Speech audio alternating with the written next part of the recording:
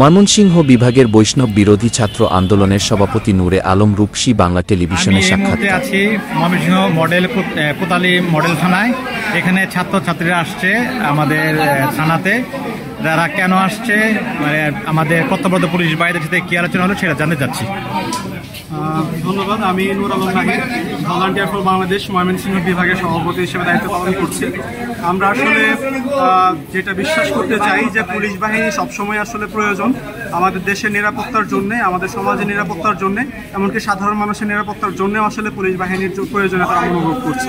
সেই জায়গা থেকে আমরা আমাদের সাংগঠনিক একটা সিদ্ধান্ত থেকে এবং সাংগঠনিক যে অনুভূতি সেখান থেকে এসেছি, যেন হচ্ছে আমাদের জনগণের থেকে আমাদের স্টুডেন্টদের মাধ্যমে যে হচ্ছে পুলিশদের মাঝে যে দূরত্বটা তৈরি হয়েছে সেই দূরত্বটা ঘোচানোর জন্য। কারণ আমরা জানি এখানে একজন দুইজন পুলিশের জন্য বা ঊর্ধ্বতন কর্মকর্তার জন্য পুরো পুলিশ বাহিনীকে আমরা কখনো দোষারোপ করতে পারি না। তো সেই জায়গা থেকে আসলে আমরা তাদেরকে স্বাগত জানাতে চাই। তারা পুনরায় দায়িত্বে হচ্ছে গ্রহণ করুন, দায়িত্বে চলে আসুন। সেটার জন্য আমরা আসলে দূরত্ব ঘোচানোর জন্য আজকে এখানে আমরা সৌজন্য সাক্ষাৎ করতে এসেছি ওসির সাথে, পুলিশ বাহিনীর সাথে, এবং সেই সাথে আমরা তাদেরকে সুস্বাগত জানিয়েছি নতুনভাবে দায়িত্ব গ্রহণ করবার জন্য। ধন্যবাদ আপনাকে। কোতালি মডেল থানা ময়মনসিংহ থেকে ইউসুফ আলী রিমন, রূপসী বাংলা টিভি।